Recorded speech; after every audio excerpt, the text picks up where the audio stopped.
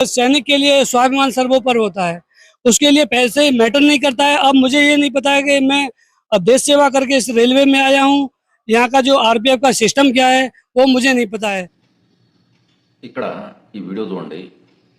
పోలీసులు ఈడ్చుకొని మరీ అవుతున్నారు ఈ వ్యక్తిని.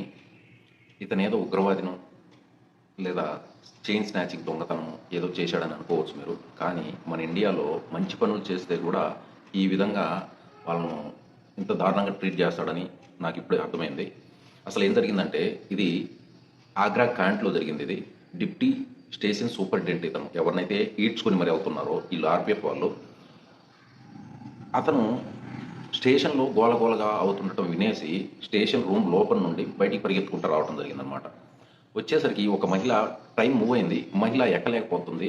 ఆల్రెడీ వాళ్ళతో పాటు ఉన్న ఫ్యామిలీ మెంబర్స్ ఎక్కేశారు, పరేషాన్లో ఉన్నారు, టెన్షన్ అయిపోతుంది. ఆ టైంలో ఆ ట్రైన్ని ఆపి మరీ ఎక్కించలేకపోయారంటే వారు చాలా ఇబ్బంది పడే అవకాశం ఉందన్నమాట. దాని కారణంగా ఈ స్టేషన్ సూపరింటెండెంట్ ఎవరైతే ఉన్నారో వీళ్ళు వాకిటాకీలో గార్డు గారికి చెప్పి ఆ ట్రైన్ని ఆపి మరీ ఆమెను ట్రైన్ ఎక్కించడం జరుగుతుందన్నమాట. ఇది ఆయన చేసిన తప్పు.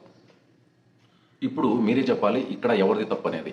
ఆ తర్వాత పోలీసులు రావడం జరుగుతుంది. అక్కడ వచ్చి ఇది ట్రైన్ చైన్ పుల్లింగ్ కేసుగా వాళ్ళు లీగల్గా యాక్షన్ తీసుకోవాలని ఆమె మీద ప్రయత్నం చేయడం జరుగుతుంది. ఆ సమయంలో ఈ స్టేషన్ సూపరింటెండెంట్ గారు వచ్చి లేదు ఈ ట్రైన్ నేనే ఆపాను, లేదంటే ఆమె ఇబ్బంది పడే పరిస్థితి వచ్చింది కనుక ఆమెకి రక్షణ అవసరం కనుక నేను ఆపానని చెప్పేసి ఈ స్టేషన్ సూపరింటెండెంట్ గారు చెప్పడం జరిగిందనమాట. ఇంతటితోటి అక్కడ ఈ విషయం ముగించాల్సింది. పోలీసులు ఈ ఆర్పిఎఫ్ పోలీసులు మాత్రం ఏమన్నారంటే ఈ స్టేషన్ మీ బాబుదా, ఇక్కడ మేము ఏం చేయాలో మాకు నువ్వు చెప్పాలా అనే విధంగా ప్రవర్తించడం జరిగింది.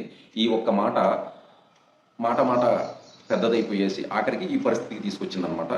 ఆ తర్వాత ఆ స్టేషన్లో ఉన్న పై అధికారి ఈ పోలీసులని అప్పటికప్పుడు సస్పెండ్ కూడా చేయడం జరిగింది. అయితే ఆ మహిళ ఎవరైతే ఉన్నారో ట్రైన్ ఎక్కారో ఆ మహిళ తను క్లియర్గా స్టేట్మెంట్ ఇవ్వడం జరిగింది. నా రక్షణ కోసమే ఆ ట్రైన్ ఆపడం జరిగింది, నా వల్లనే జరిగిందని తను కూడా స్టేట్మెంట్ ఇవ్వడం జరిగింది.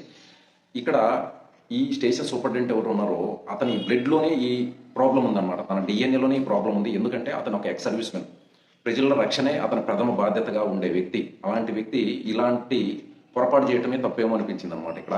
ఆ తర్వాత వీళ్ళ ఫ్యామిలీ స్టేషన్లోనే రైల్వే పట్టాల మీదకి వచ్చేసడం జరిగింది. ఎప్పటివరకైతే న్యాయం జరగదో అప్పటి వరకు నేను ఇక్కడి నుంచి కథను. ఇదంతా చాలా సీరియస్నెస్ క్రియేట్ అయింది ఇక్కడ. ఫైనల్గా ఈ పోలీసులు ఆర్పిఎఫ్ పోలీసులు చేసింది ఎంతవరకు న్యాయం అంటారు మీరు కమెంట్లో తెలియజేయండి. सैनिक के लिए स्वाभिमान सर्वोपरि होता है, उसके लिए पैसे मैटर नहीं करता है। अब मुझे ये नहीं पता है कि मैं अब देश सेवा करके इस रेलवे में आया हूँ, यहाँ का जो आरपीएफ का सिस्टम क्या है वो मुझे नहीं पता है। मैं उसी भाव से यहाँ पे ड्यूटी कर रहा हूँ जो देश सेवा करके आया हूँ एज ए सैनिक। मैं उनको बोला आरपीएफ स्टाफ को कि आपको मेमो नहीं दिया गया है और आप लोग इसके साथ गलत कर रहे हैं क्योंकि इनको सुरक्षित मैंने किया है। तो उन्होंने सीधे वर्डिंग में बोला ये स्टेशन आपके बाप का है क्या। उनकी वर्दी का ताप दिखाते हुए मुझसे ये बोला गया कि आप यहाँ से चले जाओ, ये स्टेशन आपके बाप का नहीं है, नहीं आपका बहुत बुरा हाल होगा। 1% भी गलत नहीं और तुम उनको ऐसे लेके जा रहे हो तो ये कहाँ का न्याय है।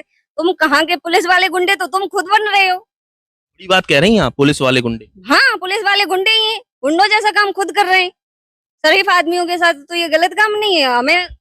हम लोग पहुंचे थे। चाहिए हमें अपना सम्मान वापस चाहिए। हमें सब बड़े लोगों से, बड़े अधिकारियों से, बड़े नेताओं से हाथ जोड़ के निवेदन है कि हमें हमारे पति का सम्मान वापस चाहिए। वो उनको भी सामने ला के वीडियो बना के माफी मांग के वीडियो डाली जाए, उसके बाद जो कार्रवाई की जाए वो सब बाद में करी जाए। और जो उनके साथ हुआ उनके साथ भी तो वैसा ही होना चाहिए ना।